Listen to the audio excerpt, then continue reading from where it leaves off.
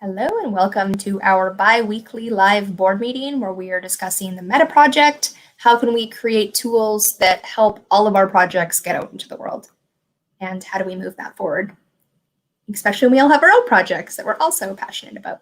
So welcome to number, I only see the one, I think it's number 10, might be 11. Number 10, board meeting number 10. Oh, because I see, yes. Which is really not like the board meeting number 10 on this channel that we had the ones previously. But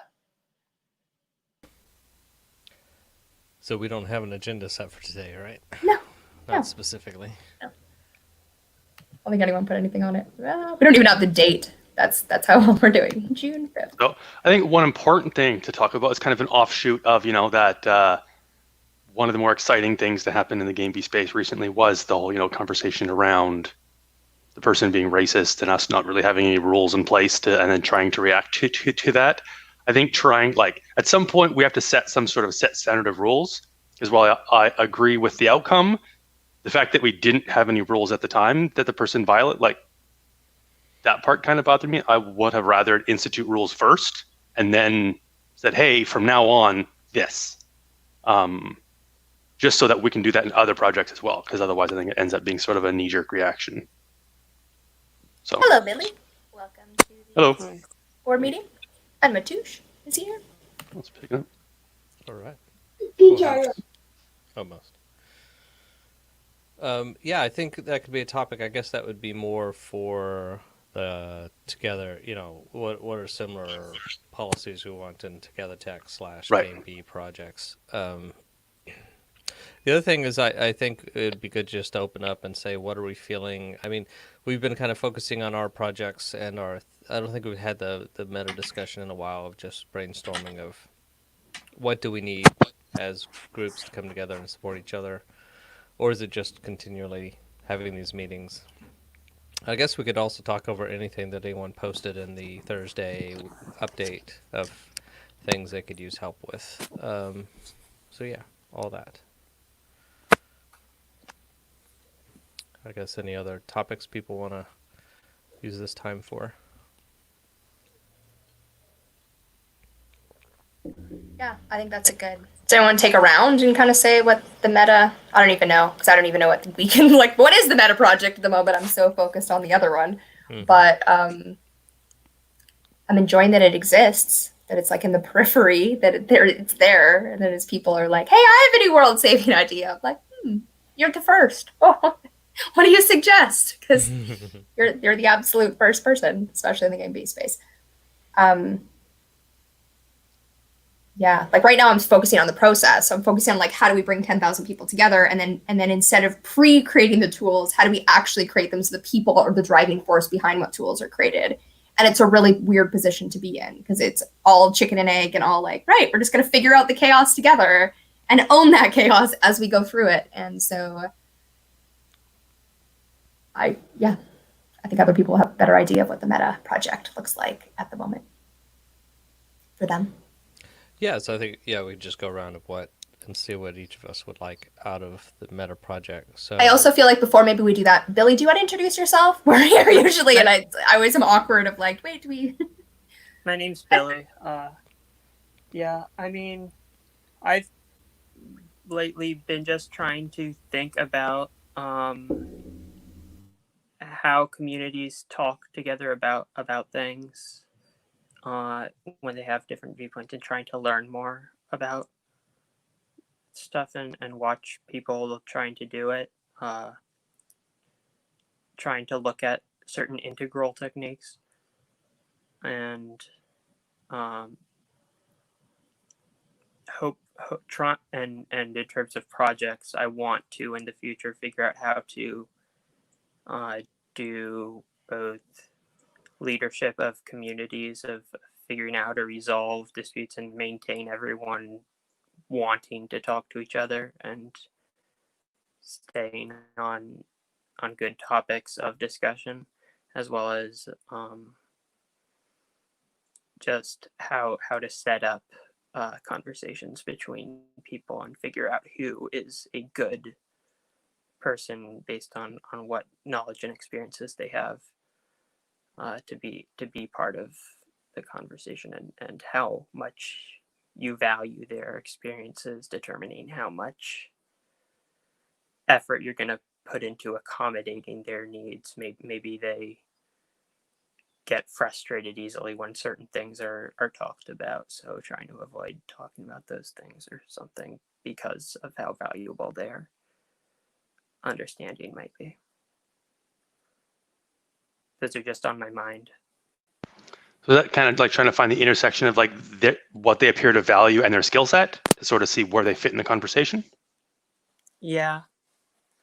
Just Okay. I've been thinking about what a lot of people have been saying about communities being like too white and male and stuff or whatever. Like people, I've been trying to learn about trauma, about how trauma works in the brain, about what kind of experiences cause trauma and how it becomes triggered. And I mean, I've been like kicked out of group chats and stuff for accidentally stumbling onto things that upset people and not like figuring out how to apologize properly or something, I guess.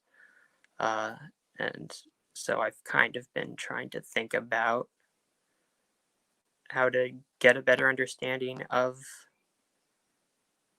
how to avoid this case of it's a failure case, I guess, of trying to have conversations about things. And just in general, looking at different types of failure cases of the attempt to create community and conversation. And when you say conversation failed, what's the like just the two people ended up hostile towards each other? There was no good outcome. And don't want to talk to each other. Okay. Anymore, and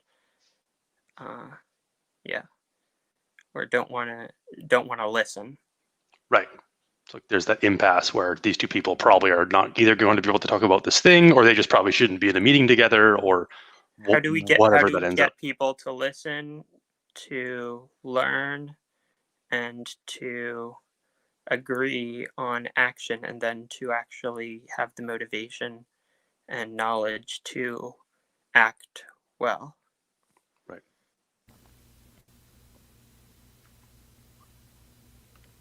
All right. Well, welcome to the conversation. Thanks for joining us. And we don't really have an agenda. So I was like, let's bring it back to the agenda, which there isn't one of. And what do we? So now I'm sorry for interrupting you, Bentley. What would you like to share about the MetaProject and your vision for it? Yeah, so I was thinking, I guess it might be good to kind of go around and kind of do it and say how we think we as a community could support each other in our projects, and specifically if you have any needs in your project. Which is funny right now, you know, last couple meetings, I like having this resource open, and I like being able to help everyone with their projects where I can, with some skills I might have for a limited amount of time. But I haven't needed much, so I don't have any immediate needs. I guess I was just thinking through, you know, before we were talking about having apps to kind of store a list of projects so we know what people are working on and stuff like that. Do we want to resurrect any of those, or are we all doing pretty good right now? I'm thinking that something I could use, and maybe really that's what our Saturday mastermind meeting is for. Maybe I should be in the hot seat, where I just need to talk through some challenges I'm having with finding how to use Reason Score, because every topic I try and tackle is too complex to tackle with my resources, and I need kind of a good sample project that's small enough to tackle but interesting enough that I won't be, you know, trying to dig my eyes out. Could you describe Reason Score? Yeah, and it fits kind of in what you're some of what you're saying. So you might find it interesting. So it's a tool to help people map out their discussions, and applies a score so people can explore the reasons why they think they should or should not do that, either as an individual or as a group. And I'd probably have to spend a lot of time to get detailed into it. But in general, it is a process for people to explore the reasons behind why they think as a group we should do something or not do something. It's a formalized process. So it doesn't do some of the other stuff that you're looking for where, helping people. I mean, in a way, it helps people feel heard because they can get their reasons in, but it is very much kind of fact-based as opposed to this is how I'm feeling. So it only covers like a half of that. But yeah, it's a formalized process to figure out, to get people that are disagreeing on either a fact or a path of action to come to agreement based on evidence. Yeah, so just an example on that on my project, I was going to do some stuff on nutrition, and I thought, that's too big for this one nutritional thing about a way of eating, whether it's healthy or not. And then, so I did just one part of it, and then I found that has 100 studies that would cost $50 to get access to, so it's $500 plus it's learning how, and then I read one of the studies, and I'm like, okay, I kind of understand p-values and stuff, but the way they're describing it doesn't make sense. So now I need a scientist to explain this to me. So I'm kind of, it's just a lot of work. Are you in communication with other people who have been working on adjacent topics? Like, are there people who are maybe experts or studying the system of peer review or something like that, to understand how these larger systems of sense making within the scientific communities work? Well, I'm working with like 6 other people in a group called the Canonical Debate Lab, and a couple of them are building their own projects in debate mapping and sense making, but that's different than the groups that are working on peer-reviewed and kind of group research. I can't remember what it's called. Literature reviews and stuff like that.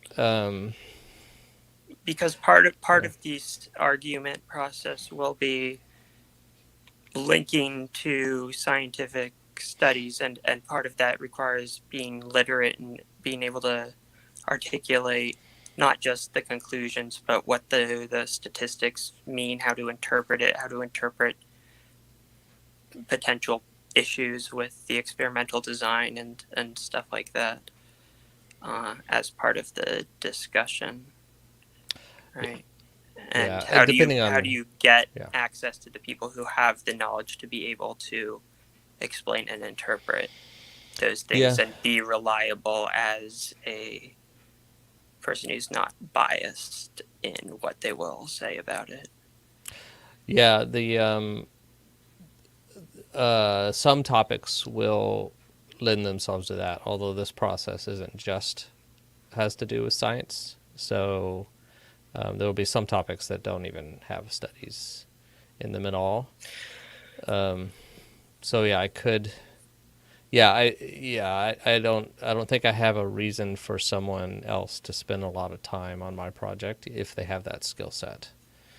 So I haven't reached out to anyone, nor would I. I mean, I know a couple people that looked at these kind of umbrella and studies and did some analysis on them, so I could speak to them, but I haven't decided whether it's really worth their time to reach out to them yet.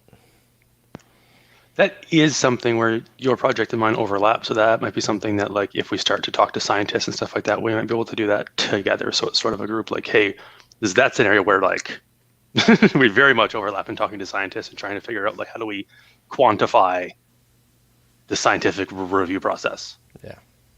Yeah, and it was really interesting to see. I was doing this one study that took 15 randomly controlled trials, and they took all the information and estimated them all to be their grade of. They graded them on the evidence and their potential biasness and stuff like that. So they had a very specific process, which I think that could be generalized to our reason score process. But the conclusion from that study did not meet with my biases, so I was trying to discredit it, of course. Confirmation bias fully in force. So, yeah, that's the thing I'm struggling with right now, but I haven't quite figured out how I want some help. So what could happen kind of in a hot seat mastermind meeting would be I would just kind of go through the scenario with people and see what other people kind of think about it in detail. I don't want to do that here. But yeah, so one of the options is like Billy, like you said, I reach out to some people that do these literature reviews and meta-analysis and see if they would help me struggle through this. But yeah, the other option is just to find a topic that doesn't have to do with scientific studies. One thing you mentioned was you're reluctant to reach out to people and ask for help because you don't want to waste their time. And I've just been thinking about how we figure out ideas of how we make sure that people are actually interacting with each other and not afraid of having interactions, and finding mentorship and providing mentorship to each other as a resource to enhance everyone's sense making and I see these kinds of like discussions as part of that, but I am interested in understanding it more broadly as well.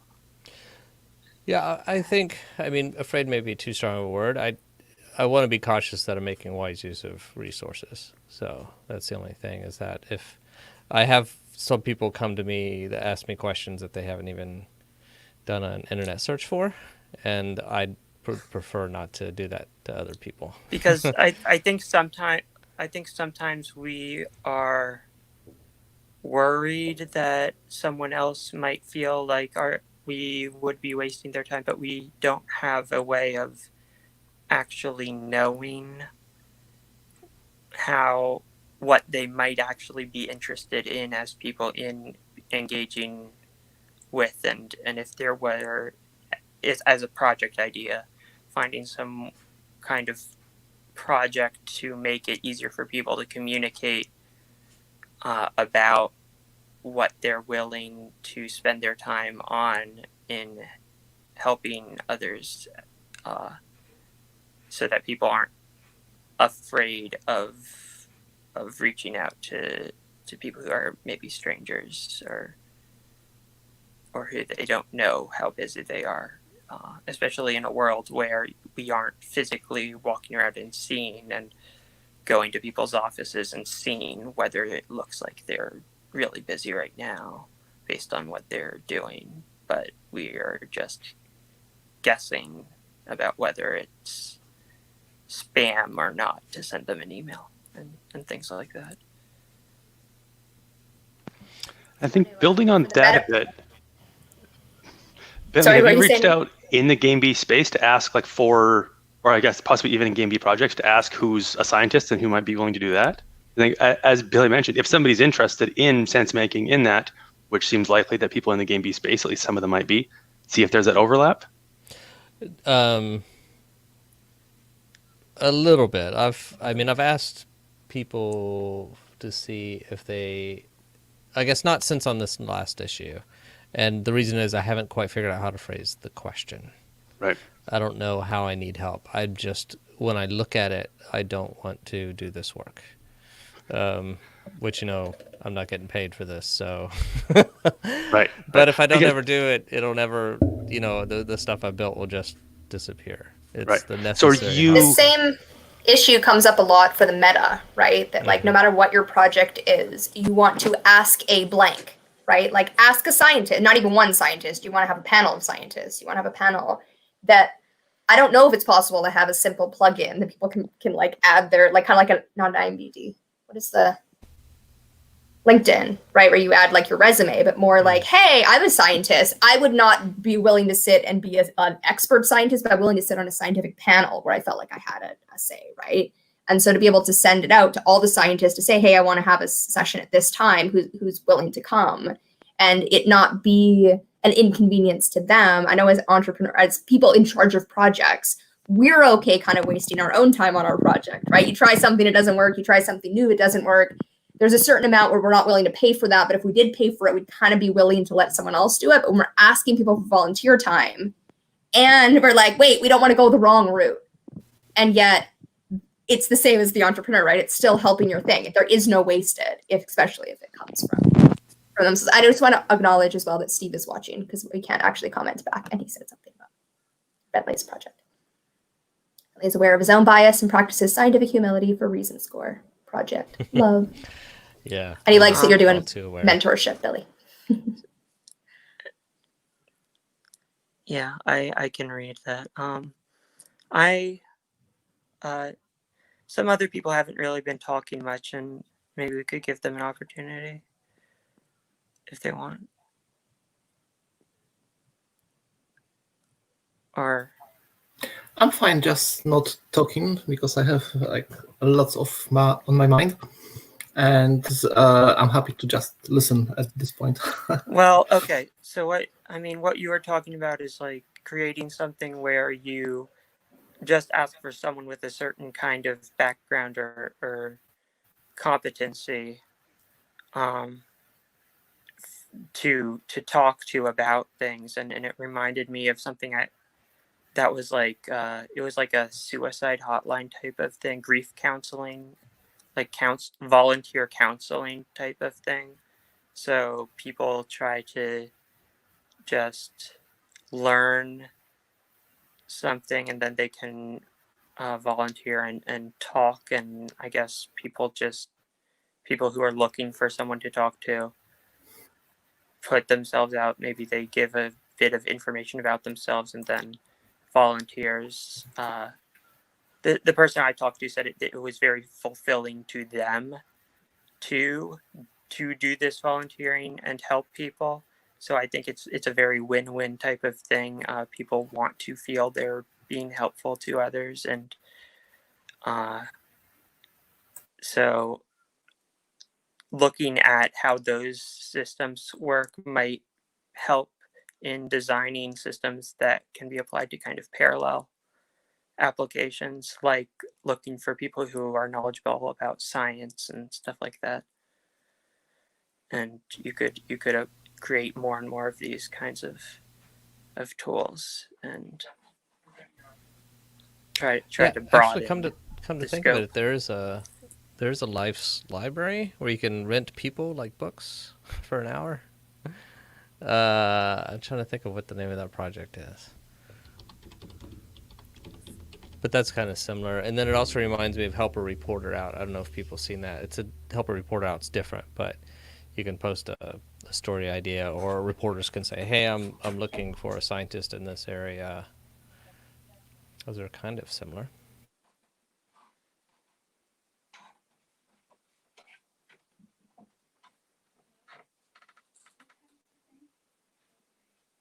I just want the repository of the people to exist so I can be in it and also ask as it's like, hey, I mean, I just had this, I don't know, world-changing ice bucket challenge type thing. And I'm like, no matter how much energy I put into something, there's crickets. So I'm literally willing to put no energy into the pre-part. But if I knew how to start an ice bucket challenge, if I knew how to actually tag other people and like hold your own solution raising on racism, on food, I don't even care what the campaign is, literally anything, and send it out into the world. And there's no, what's the point of that? I don't know. Just that it's nope, don't remember what my point was when I started. Another thing that that I've seen is Lunch Club, which I think is like an invite thing, but it's kind of focused on meeting people with similar interests and within your city to like have lunch together. And it's all online now, but they match you up with a person. It's kind of like I guess like an online dating thing, except it's like matchmaking for people with interests in similar project ideas. And I think it mostly has like software people, but it kind of tries to be a thing where people can find people to potentially be like a co-founder of a startup with or something like that. Lunchclub.ai. So that's another inspiration potentially. I feel like They're Jim trying different posted things that out. in game B, and he was like, look at this cool thing, but when you clicked on it, you had to be invited to join. Like, so you need someone who's already in the lunch club to, it looked kind of like when Pinterest first started, which he didn't post. Like, he didn't post the invitation. It was just like, look at this cool thing you can't participate in, which I don't think he meant to. I don't think he didn't know you needed to be invited, but I was like, oh, that I sounds think cool. you can sign up now. I just went there and Okay. there's a spot for your email address and a button that says sign up, but I'm not sure. You can, well, I think you can ask to be, I don't know. So some of these things you can request an invite or something, maybe, but maybe not this one. So the more we encounter literally any idea, the more I'm like, we need a database of just like someone like this thing. And it's like, that already exists 17 times. Here, go look at all of them. If you want to create something new and different, awesome. But like So, to see the holes and see what's been done in the past and to see that we need that exist? people to think about data structures that allow searchability of ideas and what would it look like to so like what types of tags would you want to have within your system, and how do you get people to find things and tag them within the system, and how do you make your thing a searchable database of projects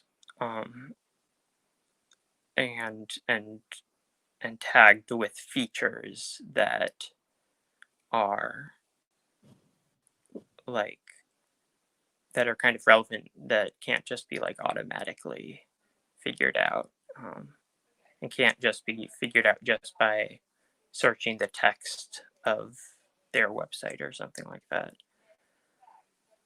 And also reputation systems that give people an idea of what other people think about how well done and well implemented the project idea is, and maybe who's been contributing to it and valuable to contributions like that. Who are the people who and guidance on how to contribute or fork or find people to help you understand how to fork and modify a project.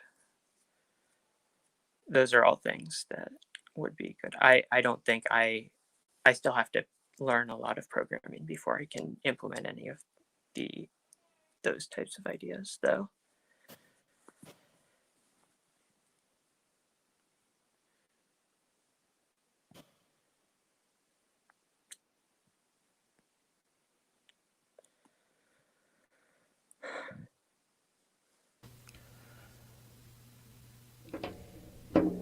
Yeah, I'm trying to think. I mean,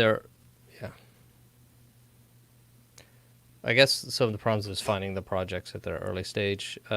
Like if if you're looking for businesses that are by doing similar things, and there's I think Capterra and AngelList and Product Hunt to see what's already kind of out there. And also there's several websites under the name of Alternative 2 that kind of rank here's similar products to what you're using that might be alternatives. But that all kind of falls apart when it's kind of our projects, which are not quite as profit or business focused. Yeah. How do you, and when you're a person who is trying to do systems thinking and stuff like that, rather than just being someone technical doing technical stuff, how do you market yourself as someone who can help people who are building social technologies to improve their social technologies, and how do you like show value? It's not like a thing that there's really a standardized system where you can test people on how competent they are at that kind of thing. And being in the game B space, like you learn a lot of things, but it's not something you get like a degree for. There's nothing to signal your usefulness in contributing to projects that might need people who have that kind of background, and there kind of needs to be some amount of marketing as an interaction with the people who are doing major things to get them to realize that some of these more systems thinking perspectives can be very useful to them. Useful to someone running a project, like if you're on Angel List, how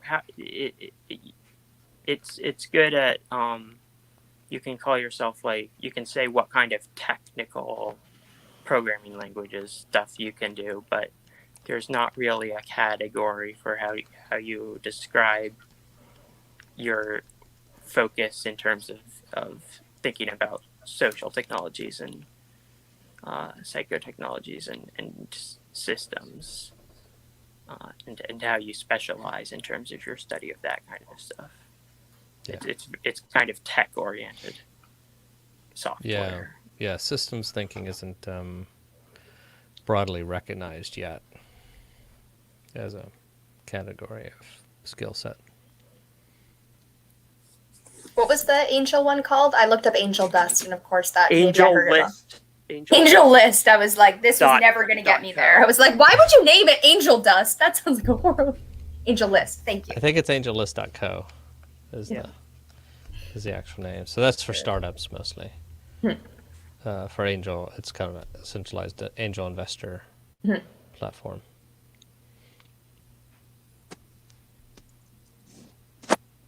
There's something about when Billy was talking about like marketing, because it's like, as the project, right, we all have issues with marketing that the customer, the user has. We solve a problem they don't know they had.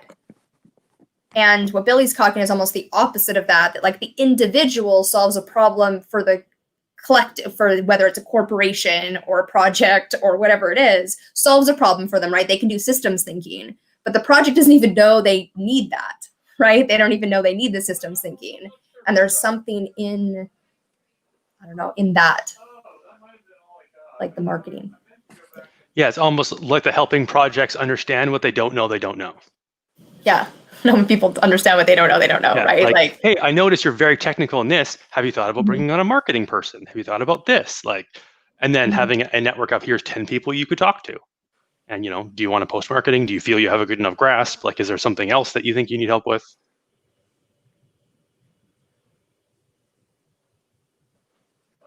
Cool. Yeah, there's kind of a need within the kind of like LinkedIn corporate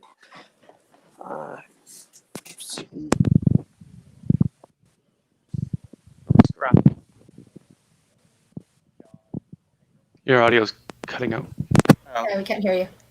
Yeah, there's a need to kind of label and describe people's job title that is kind of reductionistic of a wide range of things to just a few words. And Right. So it's can more be like hard identifying to- the skill sets instead of just I'm a developer. Well, I great. very- That narrows it down. I very much struggle with like resume, but like would I put being part of a community that looks at social problems in an integral perspective on a resume? Is that like a thing you can do? Like, there are difficulties in figuring out how to know what to value and how to find what you need. That is, the new Game B leadership group that got created this last week. And when I joined, there's questions you have to answer. And one of them is, what leadership roles have you had? I was like, well, I haven't. Like, I mean, I could pick things out and be like, oh, look, I was a cabinet counselor here, or things that, but it's like I have actually avoided leadership like the plague, and avoided having someone in leadership over me or being in leadership over other people. That does not belong on a resume, but it actually gives me a very unique perspective in leadership. Someone you actually really want in the conversation if you're talking about leadership. I don't know if you want me to lead, don't lead me, but to be part of that conversation. And it's the very like needing to kind of, I even put in there, I'm like, nothing I could put on a resume, but I don't like to have leadership over or under me. And that is a unique gift. And it's like, if it can be put on a resume, it's not uniquely yours, and it's not, yet then how do you do it in the world? And how do you?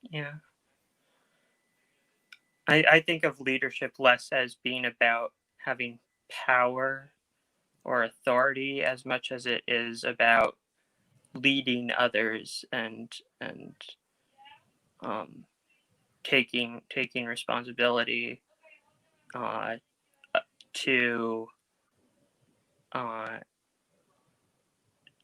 to provide a vision and to provide concrete steps to others, and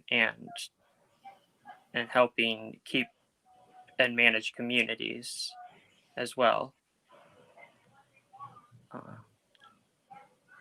Yeah, and there is a very like stewardship is what I would look at as pro like game B leadership. But they're just like the word and all of it. My point is like all of my bias, all of that stuff is important stuff to be at that conversation. And yet I might be the last person they'd invite because they're looking for the resume to say, right? Oh, I was in, there's a person that was in the game B space who got kicked out, who posted the thing about boss versus, he didn't get kicked out for this, but boss versus leader. And he's like, but I'm the leader, so follow me. And it's like, that's not leadership. That really isn't. You aren't assigned people to follow you. And at the same time, there's like, being in the unique position of not wanting to be over anyone or under anyone actually helps me create non-hierarchical structures. And now that I've matured enough, I can see that my anti-hierarchical is not helpful, but my pro bottom up is, and to be part of that, and all of the diversity that goes into leadership. But my own bias is important to be in that conversation, as long as I can own it and understand it. Yeah, I think there's been, if you know about integral perspective, I was listening to, I forget the name of the guy, but he was talking about kind of how the green, kind of the leftist type of thing has become kind of regressive because it's kind of been overly zealous about hierarchies and it's mistaken kind of hierarchies of oppression for hierarchies that are kind of positive systems that are about organizing thought and making it easier for people to think and order their understanding of the world within layers and they oppose these structures which are which are these kind of hierarchies of sense making that, so they destroy structures that are very useful and positive, because they just conflate them with hierarchies that are kind of negative. And so that's kind of like the problems of being overly anti-hierarchical. So as the integral perspective, then, as the name suggests, it has something to do with integral theory, right? Yeah. Okay, just making sure.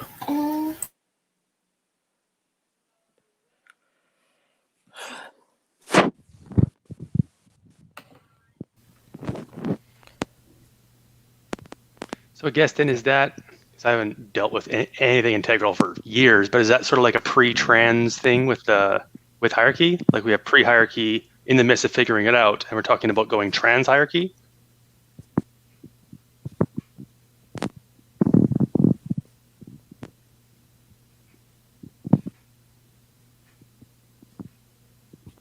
I think your audio is... Hierarchies are just like everywhere. I mean, the idea is that you have to, is that a hierarchy is like a path, and being higher on the hierarchy means you've gone further along the path.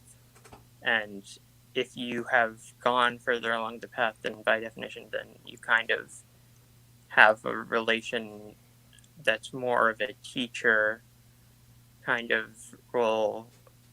Although there's still things you can learn from anybody, but like a hierarchy emerges from any kind of system of teaching of people, where you describe how far along. It's kind of linear in the traditional sense of things like kung fu belts or something. They kind of just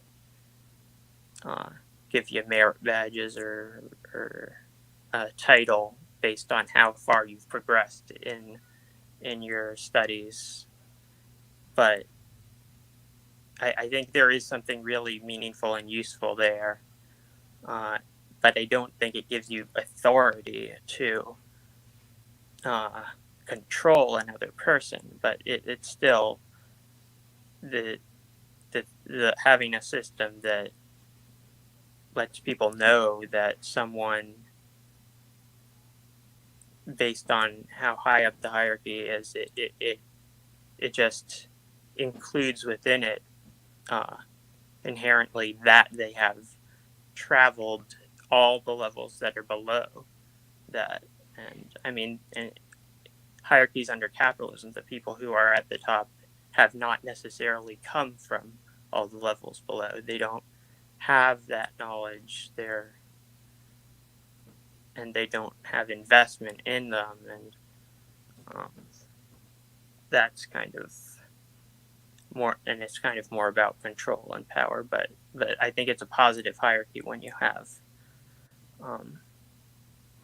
kind of, it's like atoms, molecules, cells, organisms, societies, civilizations. All of those things count as hierarchies. Yeah. Aren't they So holarchies or something? Holocracies. Sorry, go on, dude. Oh yeah, holarchy, I think, is what Ken Wilber called them. And when I think of people hierarchies, I sort of think of them as being like either awarded or earned.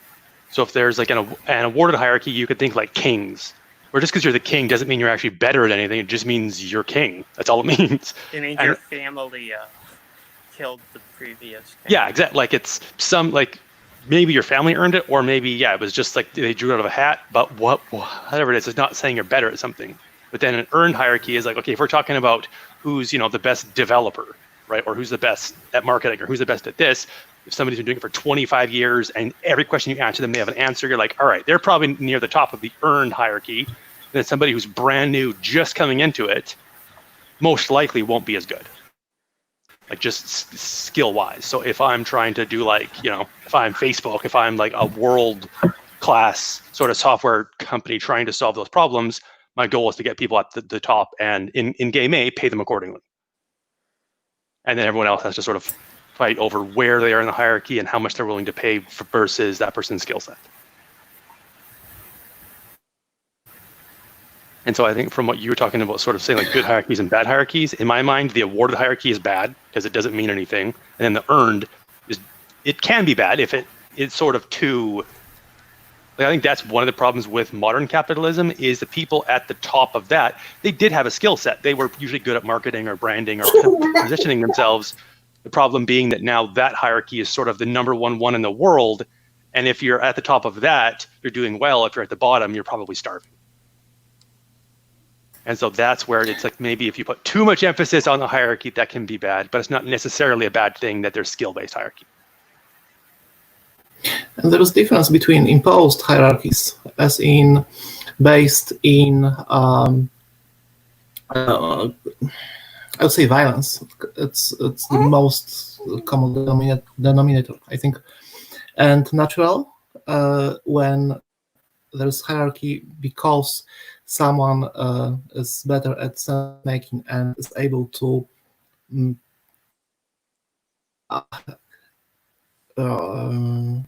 show it, so others can see that the others' sense making is better and it's better for them, and so they follow. It's like leading by example.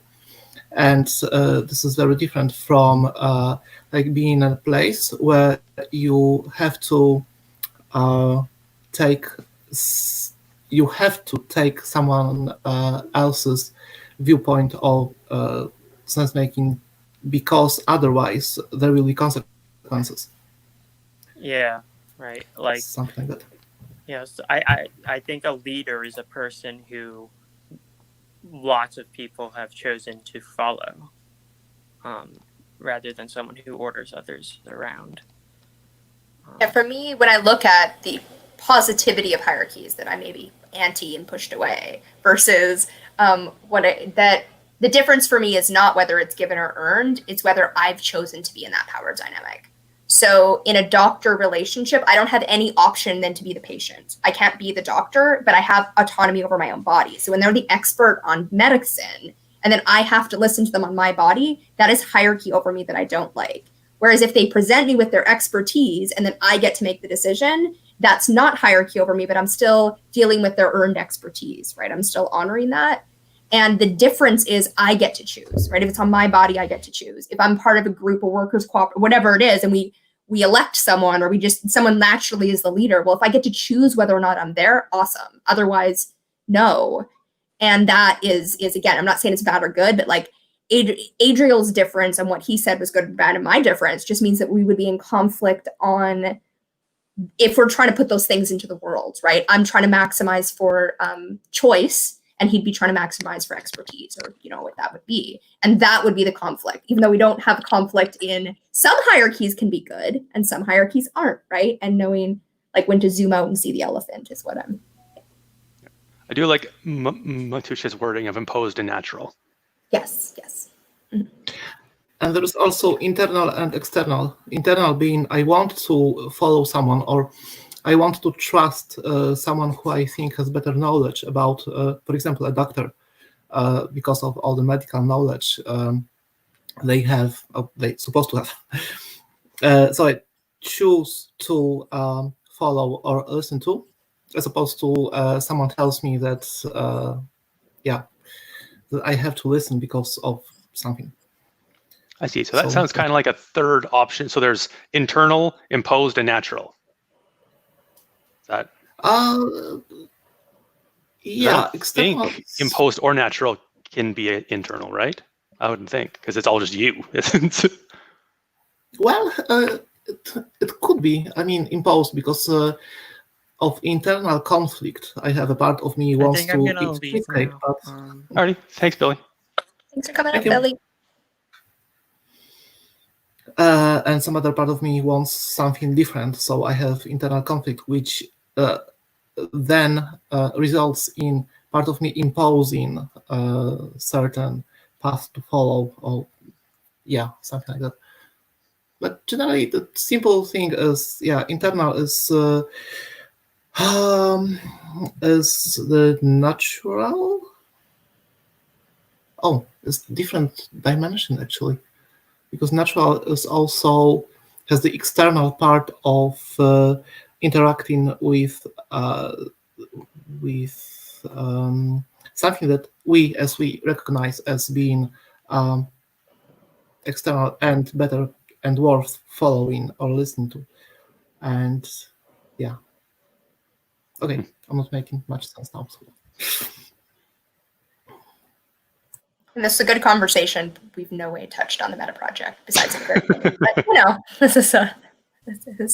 this week wasn't that.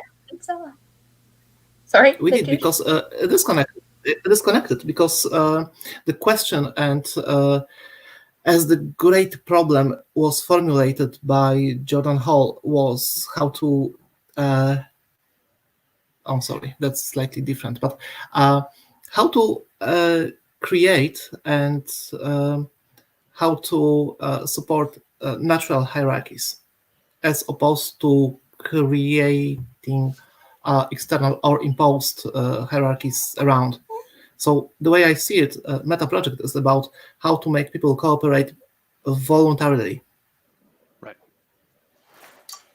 Yeah, and to let those natural hierarchies establish and not try to, like say, I'm the boss, I'm this, I'm that. To just, like as you're saying, let it happen naturally and let it sort of figure out where people sit in the various hierarchies.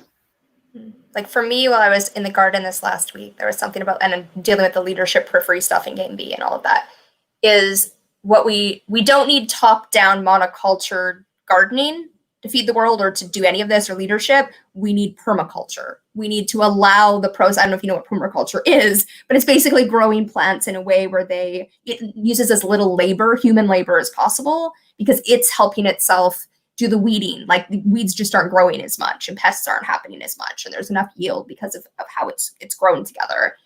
And you can't argue that. You know what I mean? I can't come in and impose on tomatoes that they're not acting like beans, or beans that they're not acting like tomatoes. And yet there's probably is a hierarchy to it, right? Some get sun and some get shade and some get all of this different stuff. And it's the system that works. And when you try to top down authority it breaks down. And like there's a way to create protocol and the conditions that naturally, and it doesn't matter if you're like me and don't like leadership, it just naturally, it's like, right, that's me, that's cool. We just won't lead you in that way. I can pick where that is. And it does actually weave together in a way that's awesome. Oh, my water's mixed up.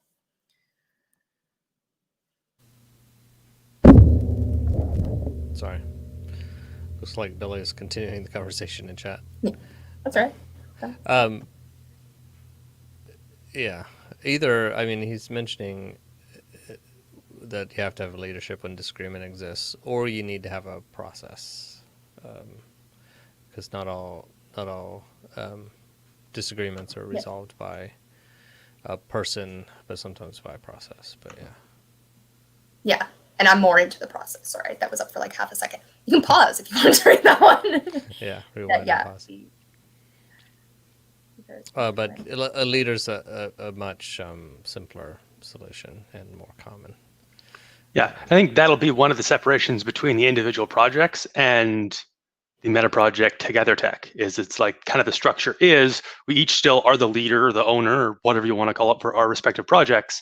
And then for TogetherTec to be able to organize that, we've kind of understood no one person can be in charge of it, because it's a bunch of the people who want to be in charge of their own project and still have ownership, but then still somehow figure out how to move together as a community with both of those happening in unison.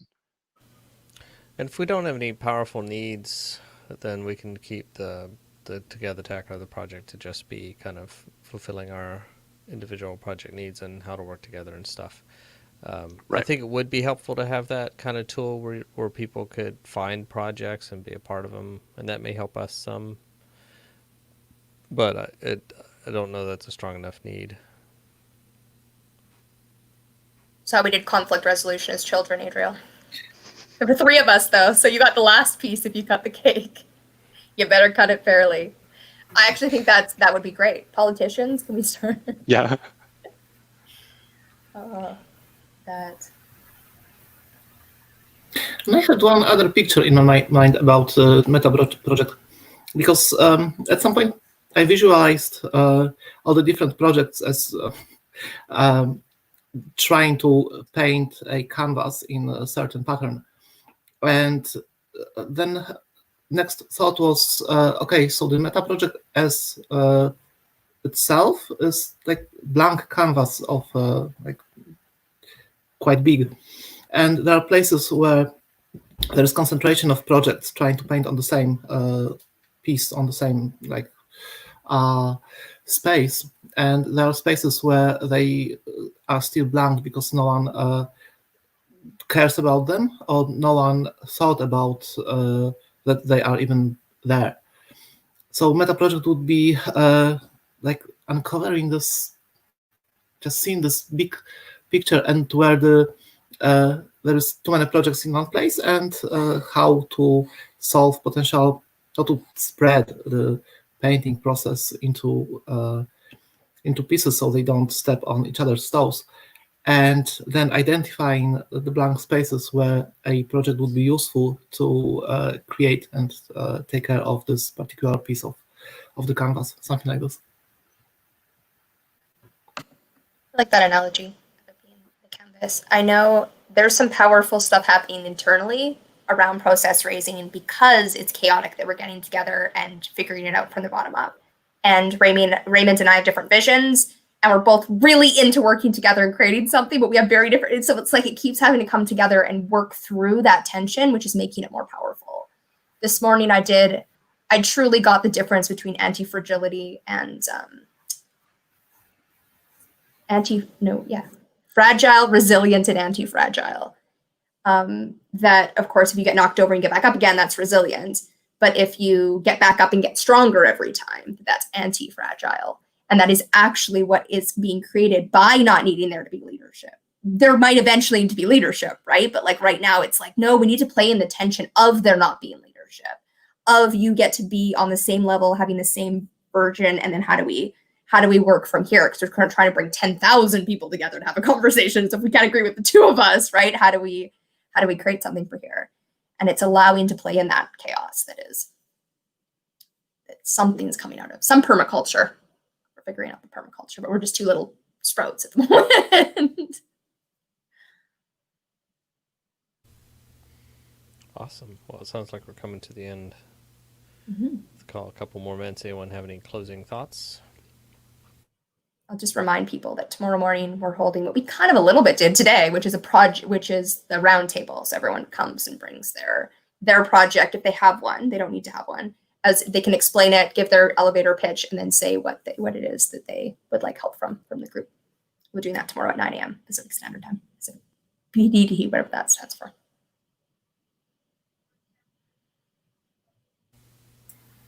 I have a closing thought, actually. Talking about gardens and permaculture, I'm not sure. I didn't study permaculture enough, but there is a role for pests and bugs and like the nasty bugs within this picture, right? And I thought about it because of the recent like DMB group discussions resulting in people being kicked out, and yeah, I have ambiguous feelings about there being too many, I don't want to use the word pests, but people with very different opinions, and whether it helps with creating anti-fragile thing, where because in confrontation with extreme or different opinions and beliefs, it makes the group stronger because it helps clarifying the opinions we have and why we have them exactly, and why they are better, as opposed to just getting rid of the opinions that we don't like. Just a thought. Yeah. Yeah, I think. I agree. Yeah, there's All right.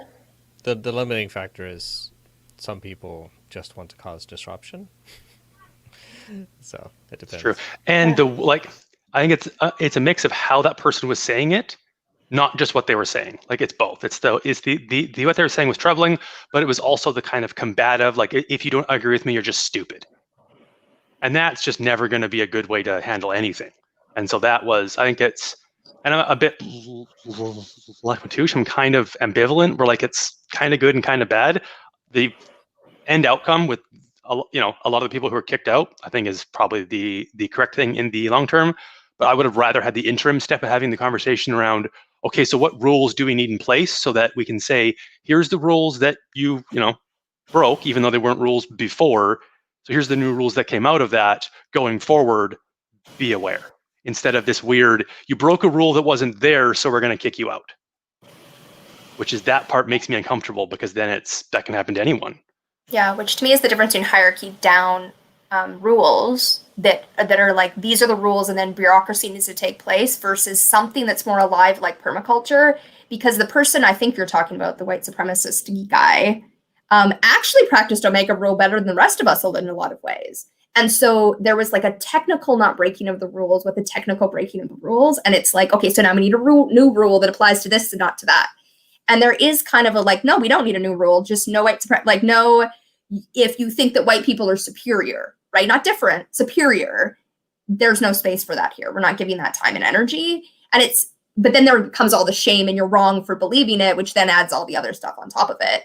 But there was something about that he showed up and actually could skillfully kind of say these things without losing his sovereignty, like a lot of people do in that space. And so it was like, well, technically you're doing this and not that. And then other people were like technically on like losing their sovereignty, but not in that conversation, other conversations about race and other things, and showing, and you know what I mean? And becoming straw men or doing the straw man attack and that kind of stuff as well. But anyway, we're past the hour. I didn't mean to step on Matoush's closing thoughts, because those are much better than what I just said. But we will see you tomorrow morning for our roundtable. Goodbye, Facebook and YouTube.